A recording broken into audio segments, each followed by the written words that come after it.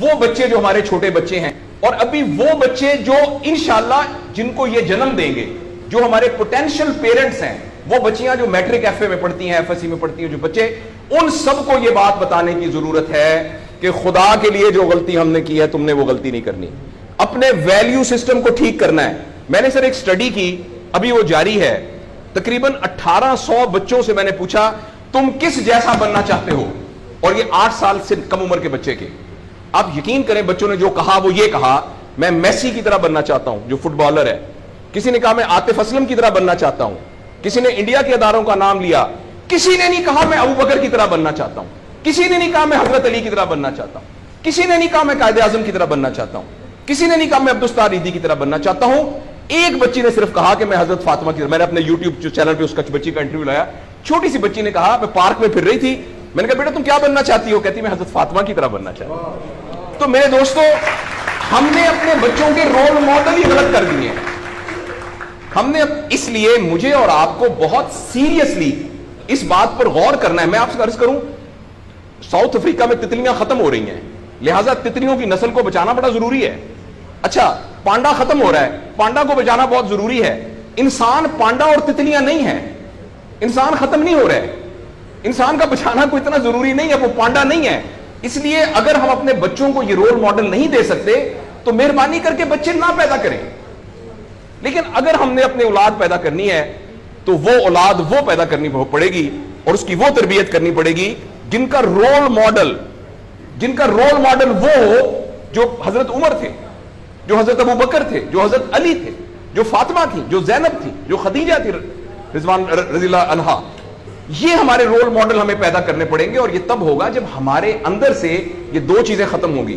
Number 1, ہم پیسے کی بنیاد پر اپنے آپ کو بڑا نہ سمجھیں, اور دوسرا یہ کہ ہم فرد کو فرد کے لیے تیار نہ کریں, فرد کو معاشرے کے لیے تیار کریں. میرا بیٹا تو 1100 میں سے 1100 نمبر لے کے ڈاکٹر بن کے ایک جگہ پر اسسٹنٹ پروفیسر لگا ہوا ہے, معاشرے کو کیا فائدہ ہوا ہے؟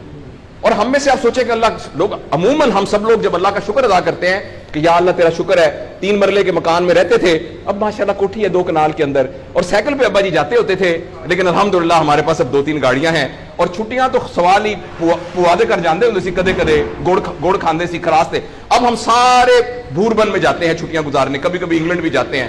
اللہ کا ہمارے اوپر بڑا کرم ہو گیا. اس غلط فہمی سے ہم اپنے آپ کو نکالیں.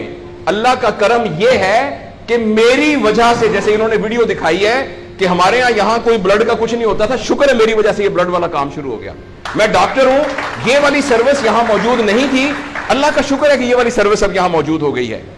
اللہ کا شکر ہے یہ ہو رہا ہے. سروس اورینٹڈ جب تک ہم اپنے بچوں کو نہیں ڈیولپ کریں گے, اس وقت تک میں آپ کو بہت دکھ سے اعلان کرتا ہوں, بڑی ہی تکلیف کے ساتھ, میں بہت آپٹمسٹ آدمی ہوں, میں یونیورسٹیوں میں جاتا ہوں, کالج میں جاتا ہوں, بچوں سے بات کرتا ہوں, اگر ہم نے اگلے فوری طور پر اپنے بچوں کی تربیت پہ توجہ نہ دی, اگلے 10 سال میں ایک ایسی نسل آنے والی ہے جن کو چائلڈہڈ ڈپریشن ہوگی, جن کو سوئسائڈل تھاٹس آئیں گے, جن کی سیکسول ٹریننگ بہت بری ہوگی, اور جن کے اندر ریلیشن شپ پرابلمز ہوں گے. اور یہ ہونے والا ہے, ہماری آنکھوں کے سامنے ہونے والا ہے. اگر آپ کے ہاتھ میں ایک موبائل ہے, آپ ابھی اپنا موبائل کھول کے فیس بک کھولے, جو پہلی 1.5 منٹ کی ویڈیو آئے گی اس میں ایک نیم برہنہ عورت ناچ رہی ہوگی. اگر آپ کے 8 سال کے بچے کو آپ نے موبائل دیا ہوا ہے, میں آپ کو یقین دلاتا ہوں اس نے ننگی عورتوں کو ناچتا ہوا دیکھ لیا ہے, اور وہ سارے ایکٹ جن کو منہ سے بیان کرتے ہوئے ہمیں شرم آتی ہے, وہ آپ کے 8 سال کا بیٹا اور 8 سال کی بیٹی دیکھ چکی ہے. اس سارے میں ایز اے پیرنٹ ہماری بہت رسپانسبلٹی ہے کہ ہم اس میں انٹروین کریں اور ان کو فزیکل ٹائم دیں, اور ٹائم دے کے ہم یہ 2 چیزوں پر مینلی کام کریں. تو انشاءاللہ العزیز ہمیں امید ہے کہ معاشرہ بچ جائے گا.